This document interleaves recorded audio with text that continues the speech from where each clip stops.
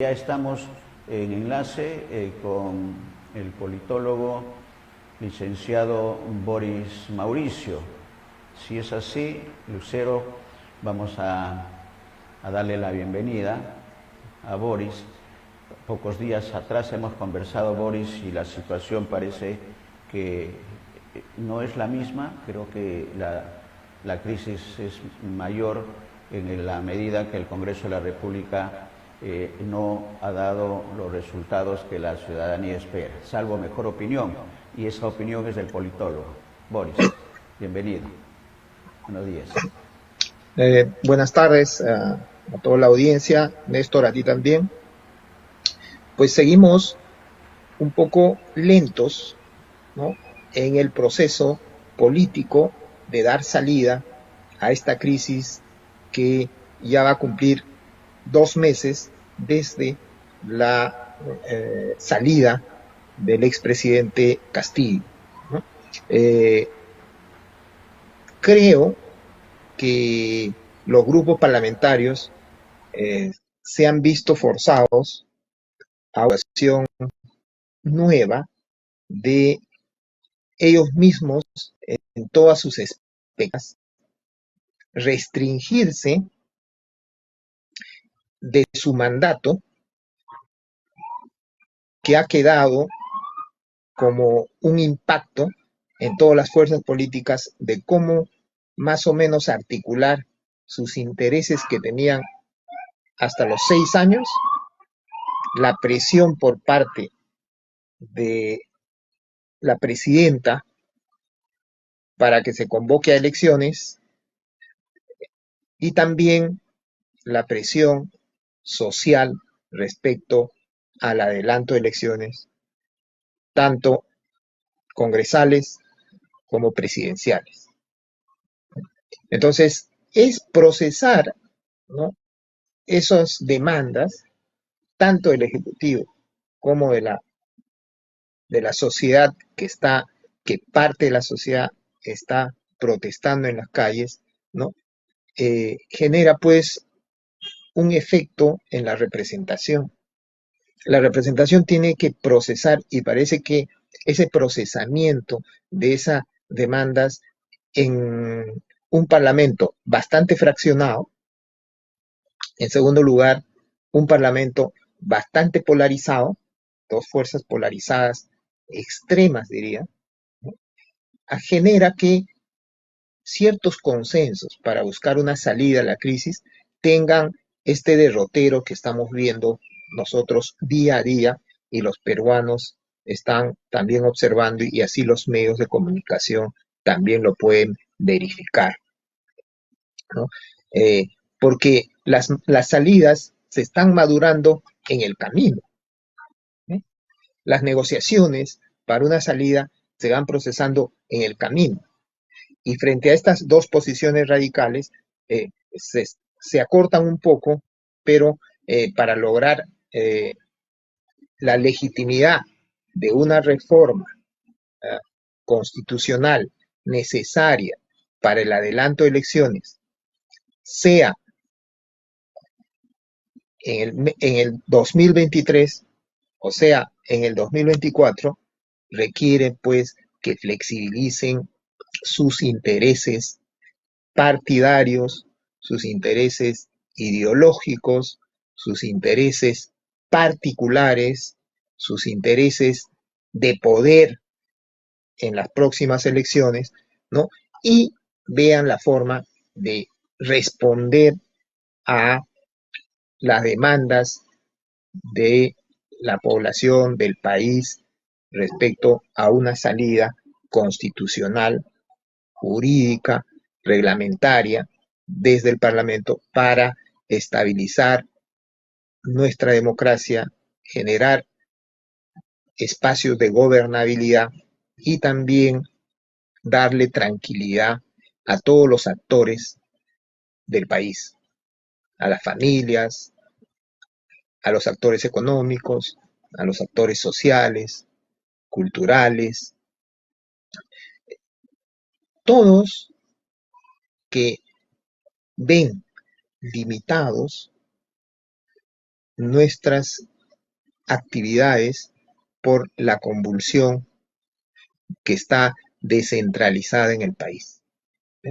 Incluso la idea del Estado y del gobierno peruano y de nuestra democracia también está siendo mellada en el contexto internacional, porque nos ven a nosotros como una sociedad que no logra ponerse de acuerdo, no logra estabilidad política, fundamentalmente, que ya van como 5 años tropiezo tras tropiezo. Yo creo que eso afecta nuestra credibilidad democrática, afecta nuestra imagen en el contexto internacional y afecta obviamente el desarrollo y las inversiones que pueden venir de fuera para seguir creciendo económicamente y buscando el desarrollo para todos los peruanos, en un término de respeto al Estado, respeto a la ley, ¿no?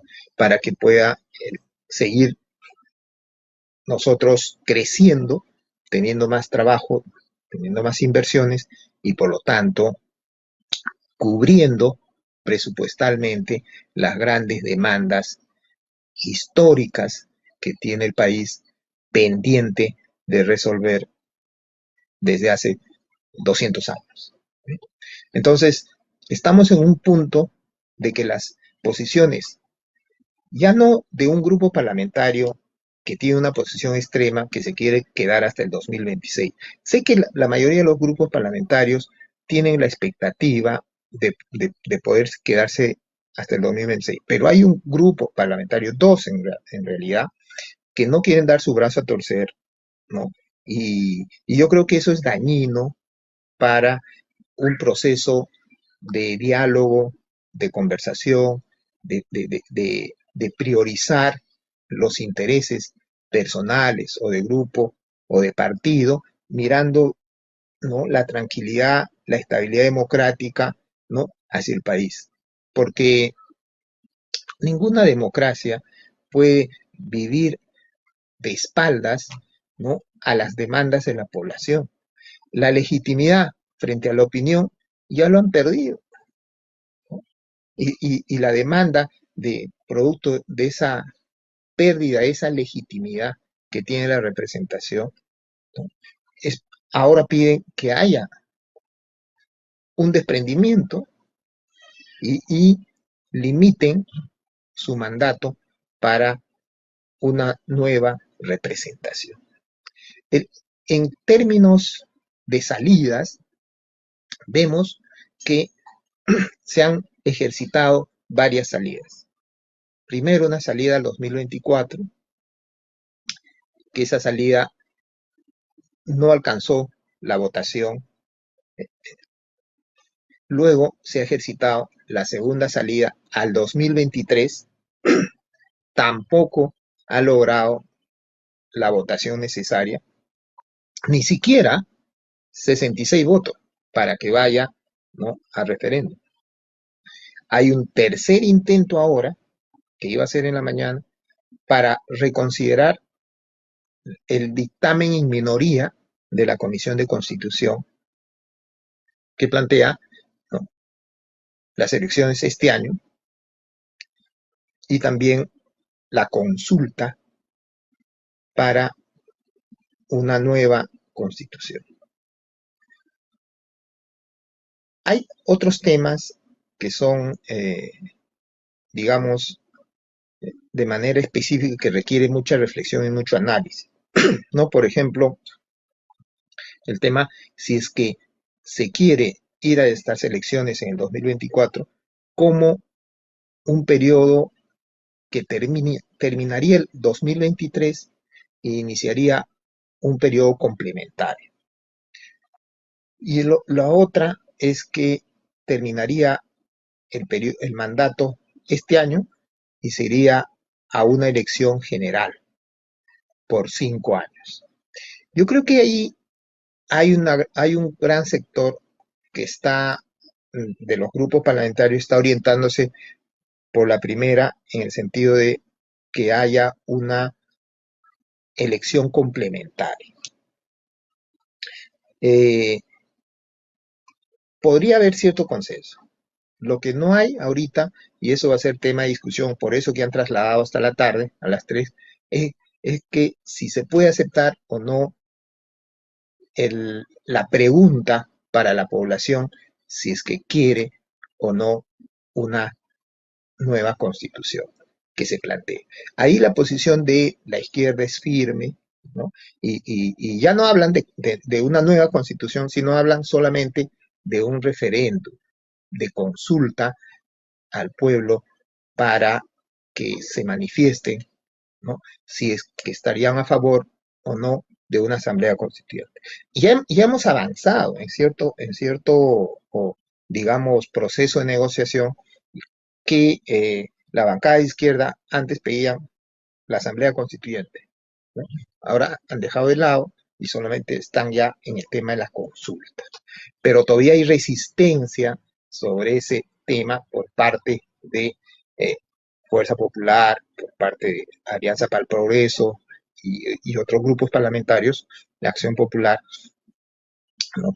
Que van a entrar a ponerse de acuerdo en un punto, ¿no? sobre esa materia. Que desde mi perspectiva personal, yo pienso que si se dan las elecciones este 2023, que sería lo mejor para ir más o menos, ¿no? Equilibrando la demanda de las protestas que hay, que piden que ya el Congreso se vaya y que también el Ejecutivo se vaya, ¿no? Que sea el 2023 y que haya unas elecciones complementarias. O sea, que los parlamentarios que entren el 2024, en enero, culminen su mandato el 2026. Voy a dar dos argumentos con respecto a esa posibilidad que se tiene que pensar y ver, porque uno es que la nueva representación del 2024 al 2026 no va a tener una fortaleza y un rendimiento esperado en términos de calidad, de eficiencia, de eficacia. ¿Por qué? Porque al hacerlo en el 2024, ¿no?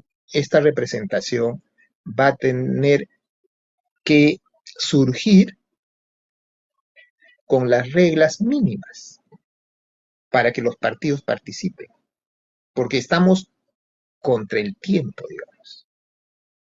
Entonces, si uno evalúa costo-beneficio, tener una representación que vaya por 5 años con estas reglas mínimas, a tener una representación que complemente el mandato solamente por 2 años y medio.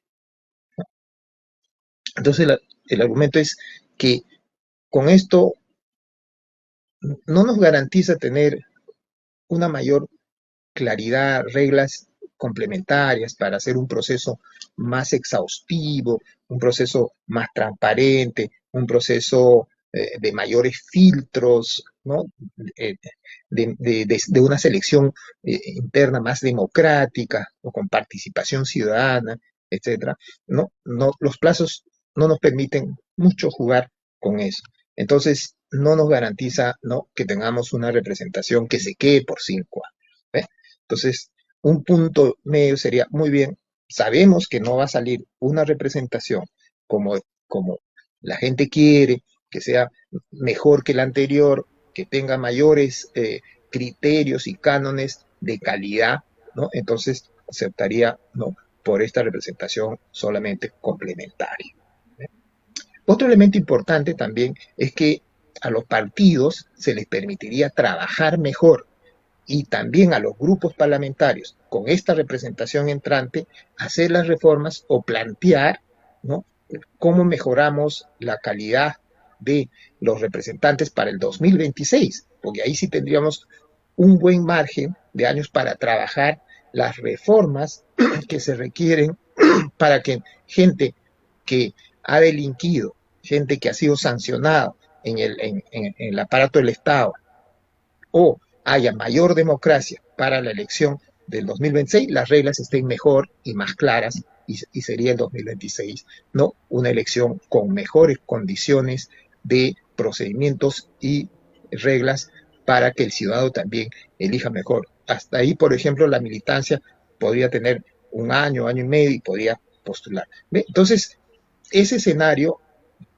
sería lo más conveniente desde mi punto de vista particular, obviamente, para dar una salida, ¿no? Ahora, el segundo proyecto es el proyecto del Ejecutivo. Este proyecto es del dictamen en minoría, que se va a discutir a las 3 de la tarde. ¿eh? Pero todavía queda pendiente el proyecto de adelanto de elecciones, que ya lo presentó el presidente del Consejo de Ministros hacia el Parlamento, que tiene también carácter de urgente y que lo tiene que tratar el Parlamento. Pero el Parlamento, como obedece primero a sus propuestas internas, lo va a trabajar el dictamen en minoría estatal.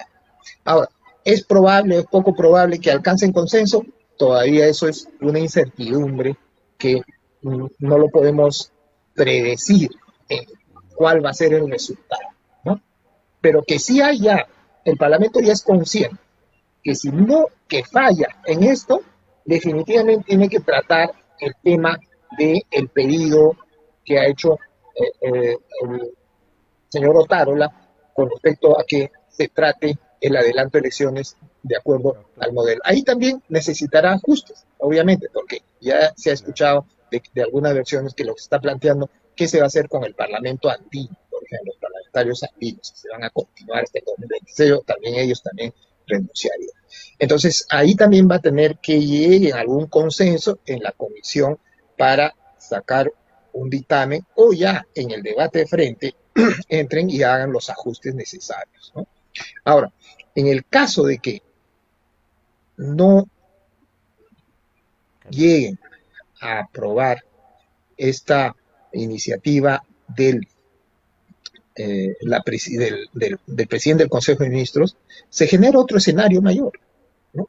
De mayor tensión entre Ejecutivo y Legislativo, porque la presidenta, ¿no? A través de su premier, puede insistir en el adelanto de elecciones para este año, ¿no? E incluso puede ser cuestión de confianza. ¿Por qué? Porque se trata de reformas constitucionales, ¿no? Entonces puede ser cuestión de confianza. Ahí se ponen las cosas más tensas, ¿no? Porque si no le aceptan, se puede disolver el gabinete, entra un nuevo gabinete, ¿no? Y puede también nuevamente la presidencia del Consejo de Ministros plantear por segunda vez una cuestión de confianza, ¿no? Y ya sabemos que si en la segunda vez, ahí sí el Parlamento tendría que decidir o muero en batalla, ¿no? O le doy la confianza a ese pedido y apruebo la iniciativa que ha enviado el Poder Ejecutivo, ¿eh? Porque si no, ya el Parlamento de repente va a ir a algo y va a decir, pues, ¿no? Querer, mediante su instrumento de vacancia, de repente querer procesar y querer cambiar las cosas y ponerle a la presidenta en jaque mate también, que está también en su poder el Parlamento, ¿no?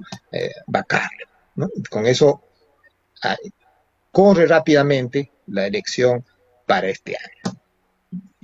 Entonces, Sí, más o menos eso es panorama. Esa es una de las conclusiones, Boris, ¿no? Que cualquiera sea el escenario Sí. que has señalado, hasta tres escenarios, lo cierto es que van a haber elecciones este año. ¿Con qué características? Eso es lo que hay que determinar y en qué circunstancias se aprueba finalmente las elecciones, o como ha planteado el Ejecutivo para octubre, o como está este dictamen en minoría del congresista Quito, que también señala para el 2023 las elecciones. Y el tema de la cuestión de confianza, que también está en el escenario. Lo cierto es que los medios de comunicación, y quisiera ahí un comentario tuyo también en esa línea, esperando lo que va a ocurrir a partir de las 3 de la tarde, Esta postergación de 10 de la mañana a 3 de la tarde tiene una sola explicación, ¿no? Que es el hecho de la presentación de esta iniciativa de elecciones que ha presentado el Ejecutivo.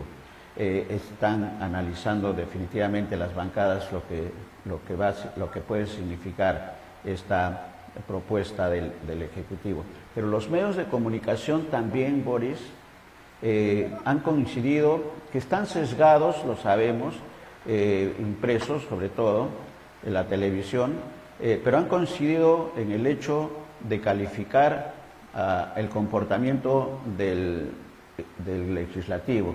Y solamente para referirme a uno de los medios, La República, en su primera plana de hoy, lo tenemos ahí en pantalla, que creo que refleja mejor de todos los medios, que todos hablan de la actuación del Congreso y lo que dice, ¿no? Que lo tenemos en pantalla también para compartir el comentario, Boris. Congreso sigue de espaldas al país, no aprueban adelanto de elecciones y hoy votan por tercera vez.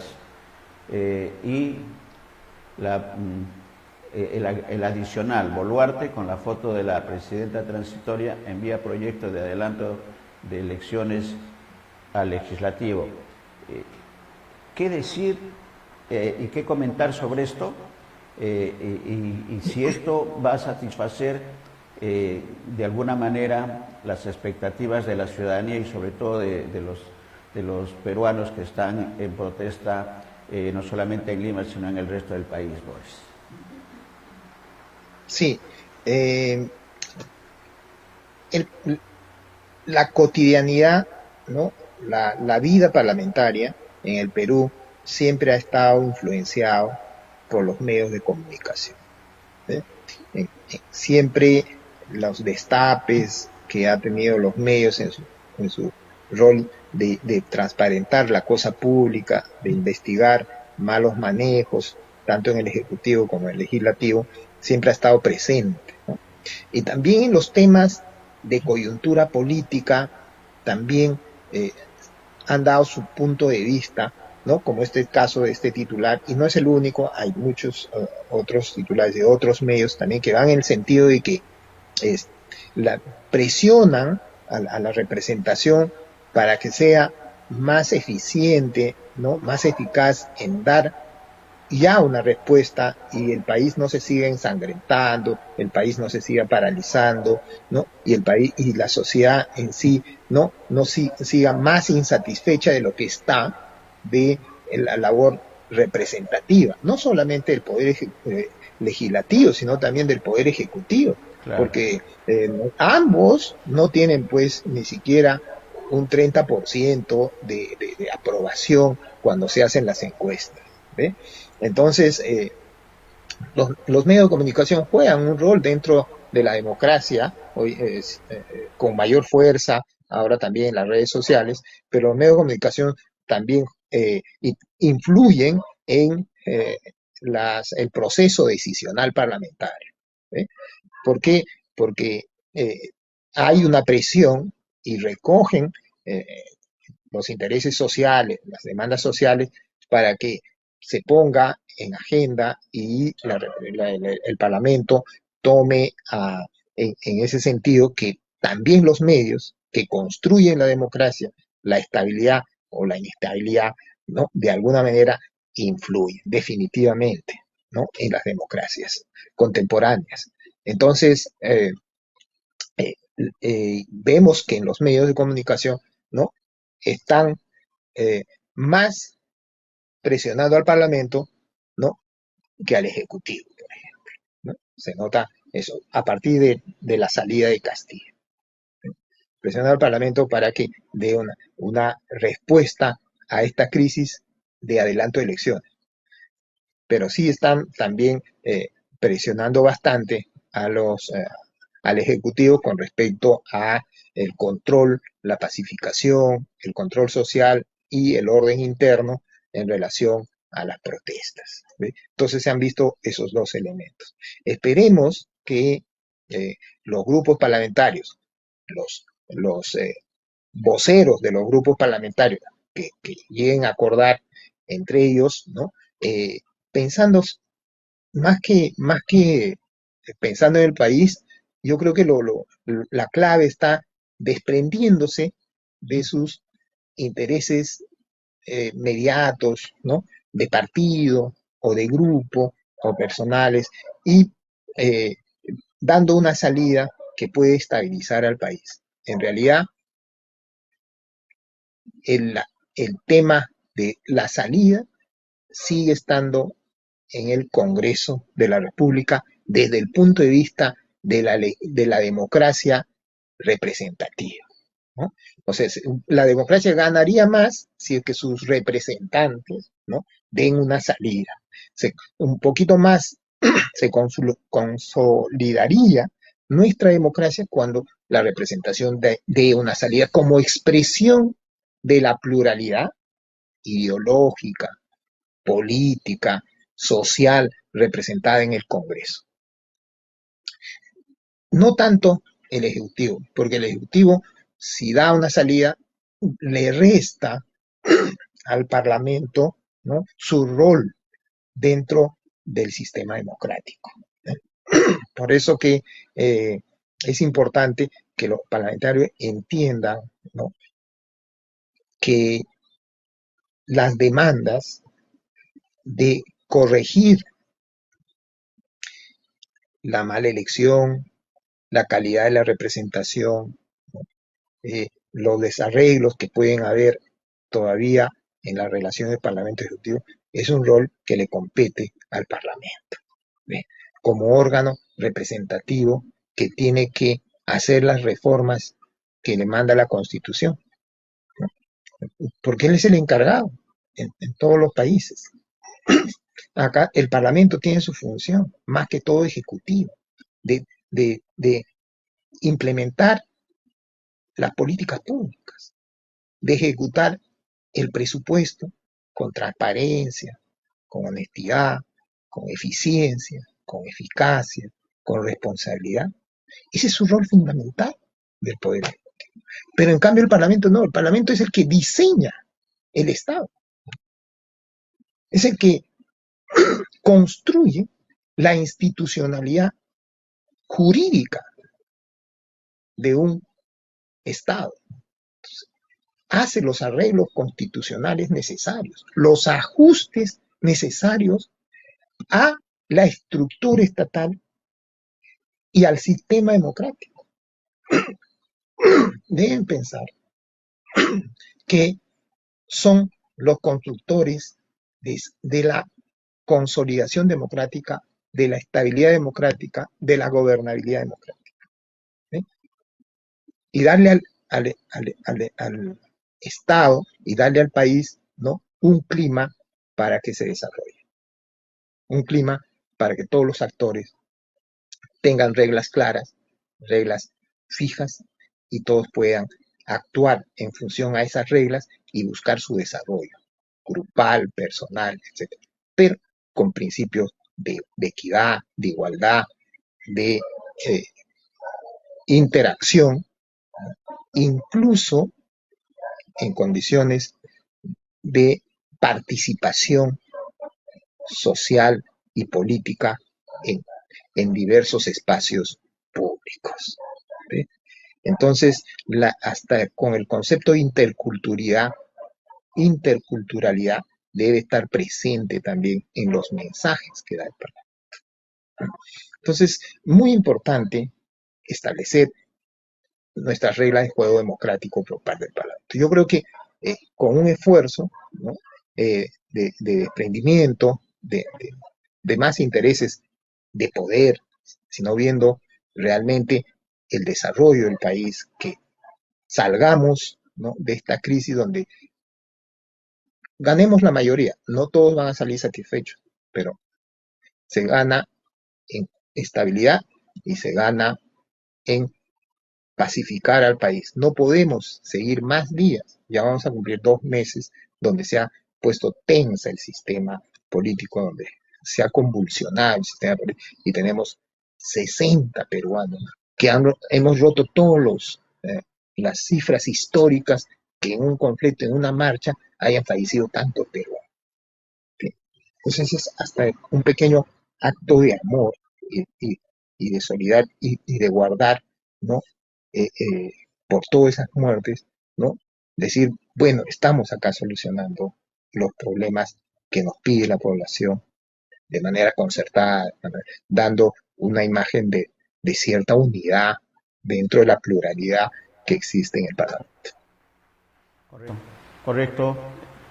Ese es el escenario. Ese es el escenario de optimismo en la que siempre nos vamos a desempeñar, creo, Boris, y coincidimos totalmente con la apreciación que está en manos de los congresistas en este escenario democrático.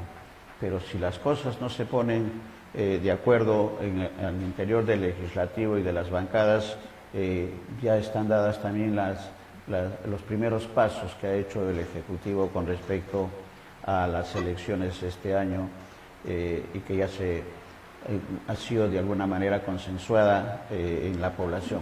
Gracias, Boris. Vamos a estar atentos entonces a lo que ocurra y quizás volvemos a conversar mañana, porque la situación lo amerita. Un abrazo. Buenas tardes. Gracias, gracias. Doctor.